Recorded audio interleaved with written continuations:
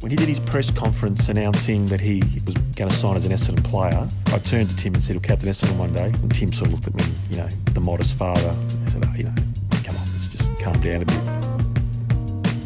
Hi everyone, my name's Julian Trantino and I'm from the Dons digital team. While we wait for footy to return, we're pleased to bring you a 5-part series with Adrian Dodoro, the club's GM of Liston Recruiting. Leading the club's recruiting for 22 years, Adrian has a wealth of draft stories that he'll be sharing exclusively on the podcast. We hope you enjoy it.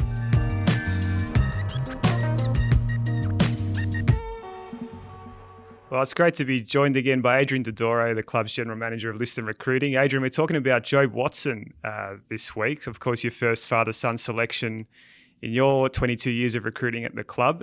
No doubt one that you look back and you're pretty proud of? Oh, absolutely. What a terrific young man that, from the first day he walked into the football club.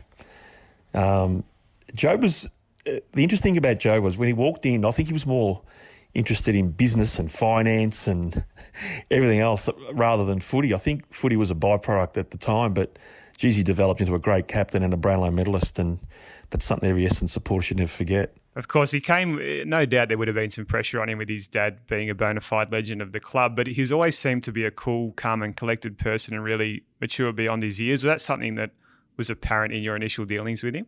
It was quite funny because, obviously, son of Tim, the word got out that, Xavier College had this young fella. So I remember going out to watch him play against Caulfield Grammar one day, and I scanned the field and I saw this red and black Xavier jumper, and I looked and there was this little number 32 on the back. I said, well, that's got to be Jobe. And it was a muddy day out at Caulfield, and I can remember thinking, he ain't going to make it, this bloke. He can't run. But he waddled around and kept getting handballs. But I just kept thinking to myself, I think Joe would have been 16 or 17 at the time, so he wasn't his top age year. I thought, he's got a lot of work to do. It seemed like there was a fair bit of puppy fat and didn't really have those sublime skills you would have thought that the son of Tim Watson would have had. Anyway, we parked that. And I'll never forget the following year, which was his top age year at Sandringham Dragons. Sandy Dragons, round one of the TAC Cup back then. And the regional manager for Sandy, a guy called Wayne Oswald, a great man, who was a regional manager back then, he rang me up. I'll never forget, I was walking for lunch, the phone rings, it's Aussie. And he says, "Did you see our game on the weekend?" And I said, "No, mate." He goes, "Well, Watson's had 45 touches." I said, "What?" He said, "No, I'm not joking. He's had 45 possessions. This is round one of the TAC Cup season." And I thought, gee, this can't be right. Anyway, I looked at the stats. Sure enough, 40 possessions. The following week, 40 possessions. I think it was about the third week because I'd been travelling a bit. I went and watched him play,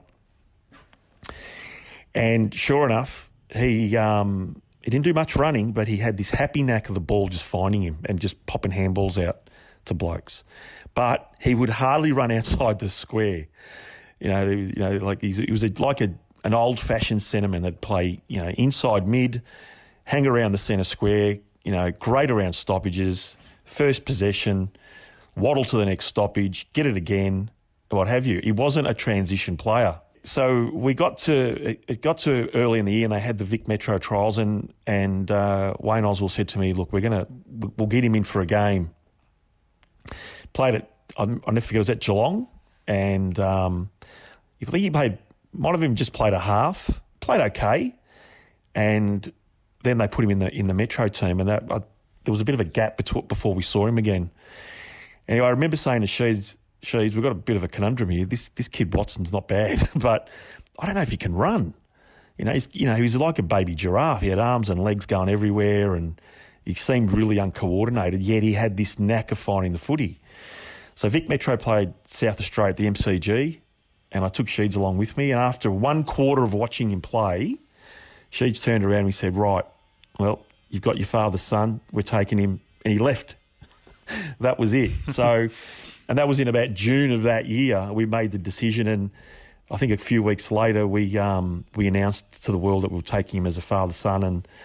And his first training session at Essendon, I can remember him doing 200s and 400s with John Quinn, and a lot of people, the track watchers were watching him run, and he Jobe back then would run with a smile on his face. Everything was just a big smile, and had that infectious personality. And you would think to yourself, is he taking this seriously? And he didn't look aesthetically great as an athlete. And I remember John Quinn came up to me and said, "Don't worry, he's going to be a real good athlete. There's something there." And then the journey began, and it was great. A great career. He was criticised a bit in the media, obviously, for not being the greatest runner and being a bit slow and not having the best kick and all that in his first few years. But was Sheeds' plan to play him as a key forward all along, or was that something that just sort of came about because of where he was at with his fitness? And this is where Sheeds is the master. Sheeds knew the talent. Sheeds knew the ability. He had to, there's no better football psychologist than Kevin Sheedy.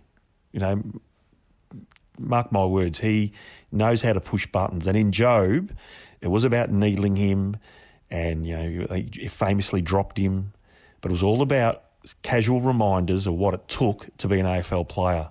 And the one thing about Jobe, he was smart enough to work it out, and he removed himself and went and got a personal trainer, and he went from being slightly overweight and unfit to being an absolute magnificent athlete, in terms of his physical preparation. One funny story, his first pre-season at Essendon, so they went down to Maribyrnong River around the boulevard for I think it's about a 3.5, 4K run. And it was his first training session with the club.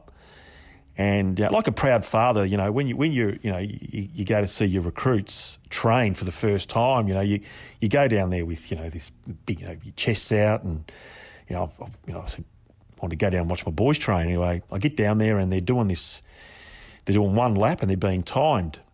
Anyway, they take off, and as they're coming back, all the good runners are coming back. Stanton and Dyson and these guys are coming back. And I'm thinking, where the hell's Jobe? Anyway, everyone's back. Jobe's not back. And even our property steward, A.D. Schwegler, who did the lap, he came back. And I thought, well, where's Jobe? Anyway, I reckon about 5 minutes later, Jobe's turned up. And I've gone, oh, my God, how unfit is this kid? But he turned back with his big smile on his face as if to say, no, it'll be right. Oh, well, it's got to improve. And it's amazing. If someone would have told me back then he was going to end up being a Brownlow medalist, I would have laughed at you and said there's no chance. But it just goes to show how smart he was. And it's a reminder that if you do the work, what you can achieve in life. Because academically, really, really smart. And he used his brains to work out what he had to do, right? And the message that Sheeds was selling him to make AFL football. And when he got it right, he became the captain of our club, and a great captain at that. So was he a bit more relaxed about things, or was he just did he have a quiet determination about him that maybe could have been misconstrued from the outside? In his first year, Joe used to come and just spend so much time in my office. They fly the coop in their second and third year. You don't really see him as much. But in his first year, just a real intellect. At 18 years of age, he had the intellect of a 30-year-old. He was just a smart boy, always talking about the stock market, always talking about, being successful in things other than football.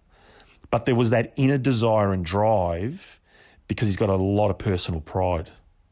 And he wasn't exposed to the traditional football pathway. There was no traditional football pathway for Jobe Watson. Tim sheltered him from growing up with a ball in his hand and playing footy all the time. So he had to make up those years when he got to the club, and he certainly did that.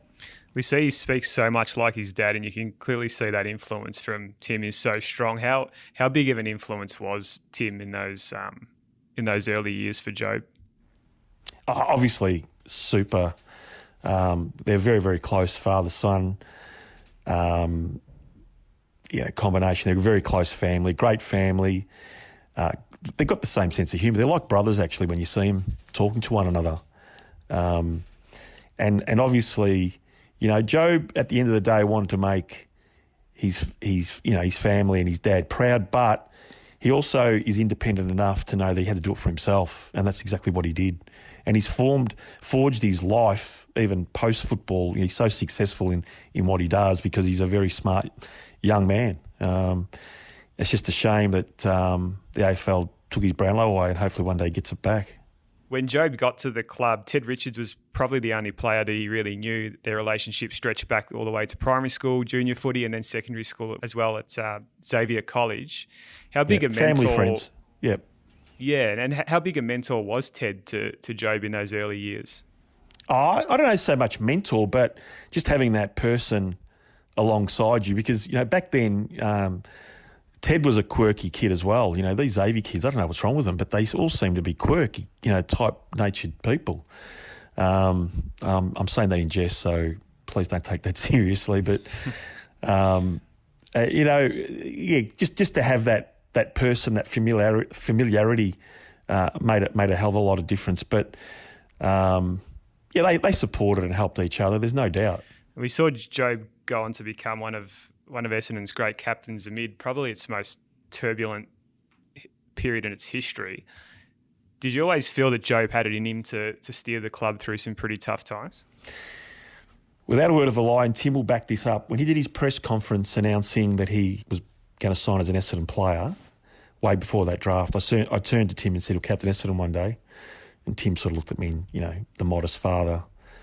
I said, come on, let's just calm down a bit. I said, you can just see there's something really special about this bloke, the way he conducts himself, the way he talks. He commands a room. And you could see that. The character is character, no matter if you're a footballer or if you're not a footballer. And what he did to lead the club through those turbulent years is quite heroic.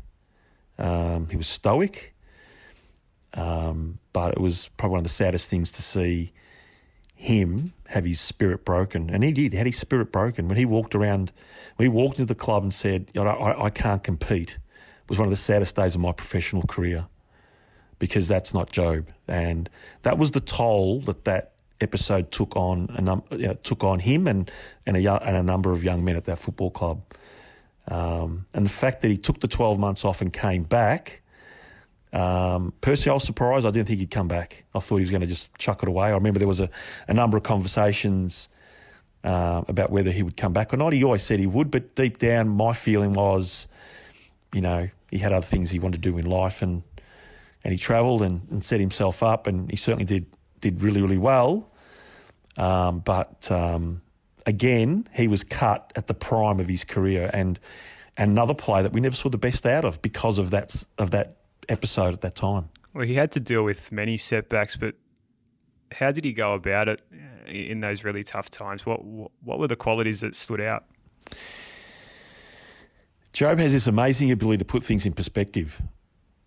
And he's one of those guys that doesn't suffer fools at all. And the other thing that he's got a sense of humour, and he's a very supportive person. When he speaks, people listen. And I think that was, they're the redeeming factors that you want in leaders, and certainly, that stood out during that time. But that was a long period. That was a 4 or 5 year episode. It wasn't just a 12-month episode. That was a 4 or 5 year period of their lives.